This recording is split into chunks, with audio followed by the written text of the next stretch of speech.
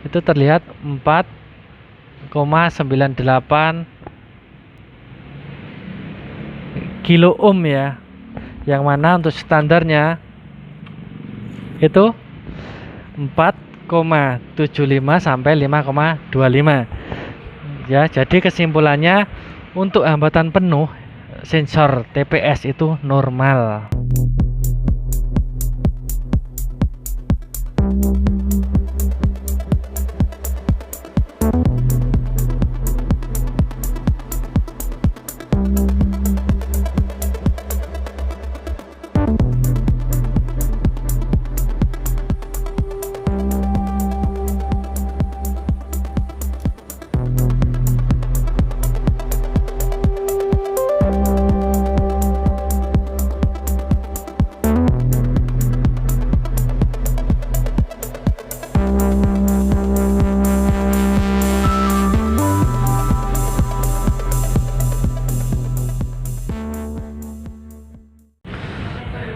Assalamualaikum warahmatullahi wabarakatuh. Halo teman-teman semua, kembali lagi bersama saya.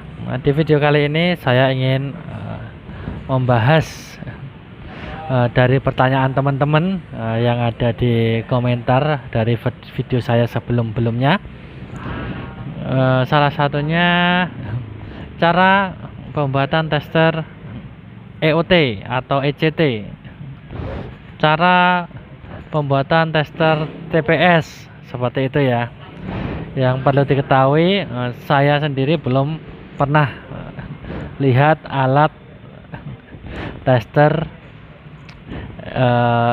EOT, ECT ataupun TPS ya, throttle body sensor ya, seperti itu. Tapi untuk cara pengecekannya apakah throttle body itu normal atau tidaknya, itu saya tahu ya. Saya tahu. Terus untuk pengukurannya sensor throttle body ataupun dari sensor EOT ataupun injektor itu kita menggunakan alat yang udah nggak asing lagi, namanya avometer ya. Terus gimana caranya? Sebelum kita lanjut cara mengukurnya, saya akan membuatkan diagramnya biar teman-teman itu bisa paham, oh dalamnya itu seperti ini, seperti itu ya. Jadi untuk dalamannya dulu, untuk sensor TPS ya, itu sebenarnya hanya seperti resistor seperti ini ya. Jadi ada 3 kabel ya, yang mana ini input ya, dan ini itu hambatan penuhnya ya, hambatan penuh ya. Nomor 1 dan nomor 3 itu hambatan penuh, untuk nomor 2 itu inputnya ya. Terus untuk pengecekannya itu nanti kita cek hambatan penuhnya ya.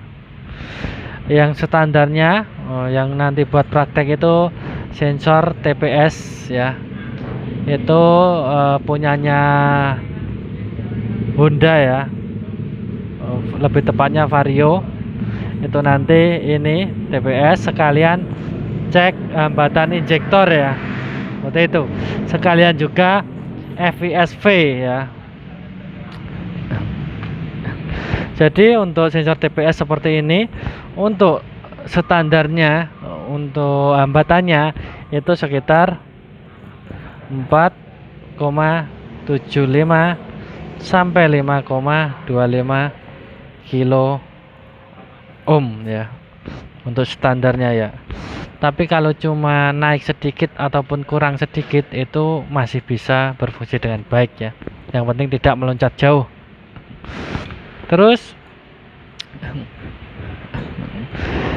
cara pengukurannya itu selain pakai avometer itu manual, itu sebenarnya Hadiak ya, Honda Diagnosis itu ya, dari produk Equitix itu ya.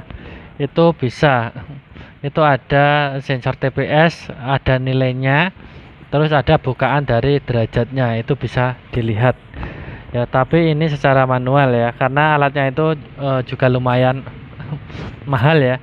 Yang pakai komputer itu cuma kabelnya aja itu sekitar 900 ribuan ya, belum laptopnya ya atau komputernya seperti itu ya. Nah, langsung saja kita cek ini ya. Saya menggunakan dari kabel ya, yang mana kabel ini juga salah satu yang digunakan pada soket sensor-sensor ya, sensor injektor, sensor TP, FESV, itu semua sama, pakainya model kayak gini ya, seperti itu. Nah, terus untuk caranya, untuk kabel TP sendiri ini ada 3 ya, ada 3 ya. Nah, itu ada 3, kita tancapkan.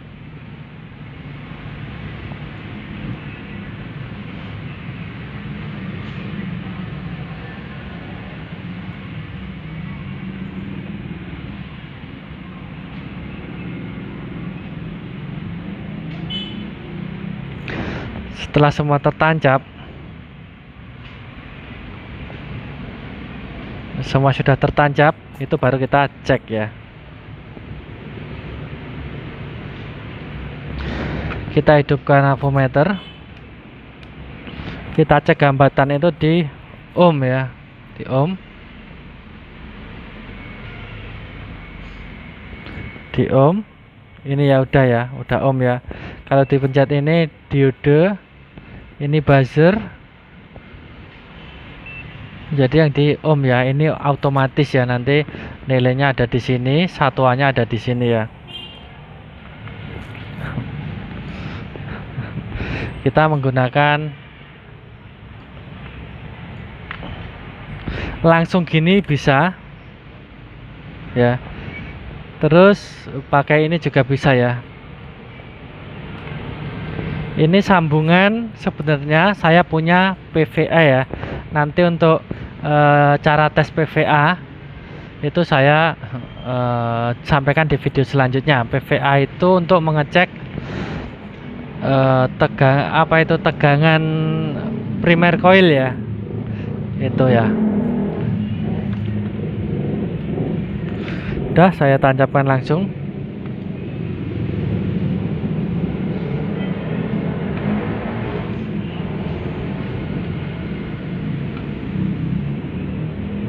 Sudah ya, jadi enak, tinggal jepit aja nanti ya. Nah,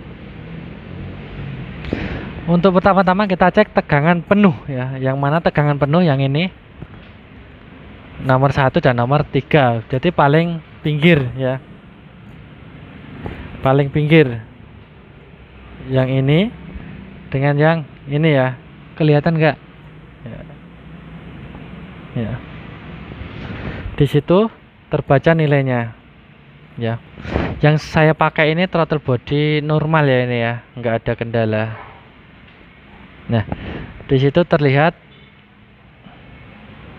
4, saya pencet dulu aja, itu terlihat 4,98 kilo ohm ya, yang mana untuk standarnya itu 4,75 sampai 5,25 ya. Jadi kesimpulannya, untuk hambatan penuh sensor TPS itu normal ya. Terus gimana sensor TPS bisa bekerja ya? Karena ini hambatan penuh, jadi kita cek yang input ya. Kalau yang input itu yang tengah ya. Kalau yang input itu yang tengah, seperti ini. Jadi yang pinggir sama yang tengah ya. Nah, untuk nilainya bisa kita lihat, bisa diperdekat mas. Nah, itu bisa 0,797 ya. Pokoknya 0, itu normal, karena posisi throttle itu tertutup, karena posisi throttle itu tertutup ya, posisinya tertutup ya, jadi 0, ya 0, terus untuk pengecekannya kita buka sedikit demi sedikit, maka hambatannya akan naik ya. Saya lepas, saya putar penuh, hambatan total 4,67. Saya lepas lagi 0, ya. Saya angkat sedikit, putar sedikit demi sedikit, dia akan naik ya. Ya, jadi kesimpulannya sensor TPS ini normal ya. Terus untuk yang satunya, nah itu kebalikannya ya. Kalau tertutup itu maka hambatannya semakin besar ya. Nah, hambatannya semakin besar. Kalau throttle body diputar, dia akan semakin kecil ya. Ya, seperti itu ya. Yang dipakai di Honda itu NTC ya. Jadi hambatannya ini semakin besar ya saat digas. Seperti itu. Jadi kesimpulannya untuk throttle body ini normal ya. Mungkin itu bisa menjawab pertanyaan dari teman-teman ya yang ada di komen. Terus untuk selanjutnya saya cek tahanan sensor injektor ya, atau biasanya teman-teman itu manggilnya injektor ya. Itu untuk standar dari Honda itu 11 sampai 13 ohm ya, standarnya dari Honda. Kita cek langsung, kita lepas dulu.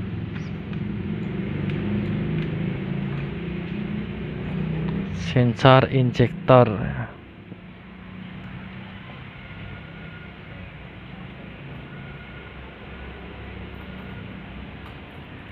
Udah.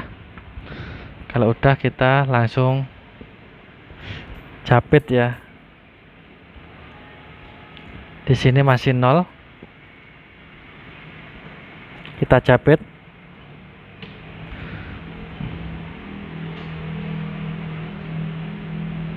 Nah, di situ jelas saya hold ya. Di situ jelas terlihat untuk hambatannya 12,6 ohm ya. Jadi masuk dalam standarnya. Jadi bisa dikatakan untuk injektor ini normal ya. Untuk injektor itu sendiri kan seperti ini ya hambatannya ya. Nah, seperti ini. Jadi nomor 1 dan nomor 2 ya, itu normal ya. Untuk sekalian mumpung dekat dengan throttle body, rangkaian throttle body, di sini ada sensor FISV ya, yang mana sensor FISV itu kepanjangannya itu Fast Idle Solenoid Valve. Jadi fungsinya sama seperti jok otomatis. Pada saat mesin dingin ini bekerja lebih lama ya, membuka saluran angin. Setelah dikira stasionernya udah nggak mati, dia akan kembali ya, jadi kayak magnet ya, jadi magnet ya gulungannya. Kita cek sekalian berapa hambatannya.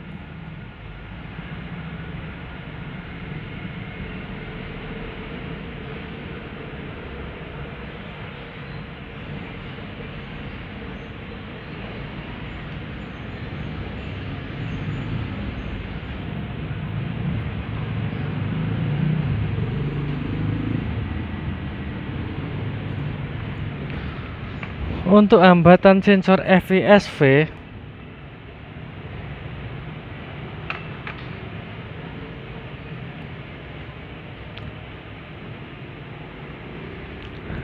di sini terlihat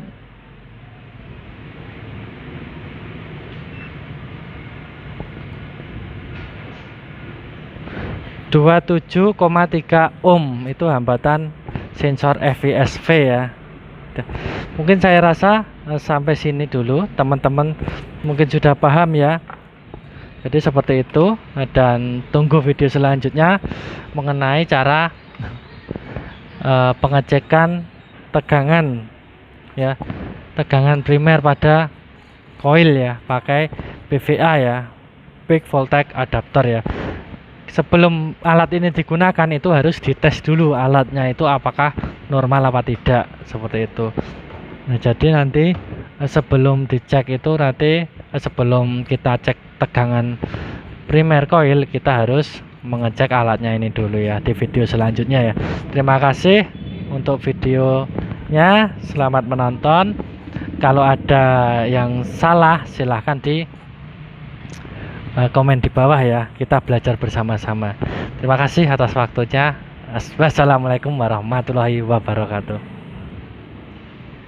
Salam mekanik.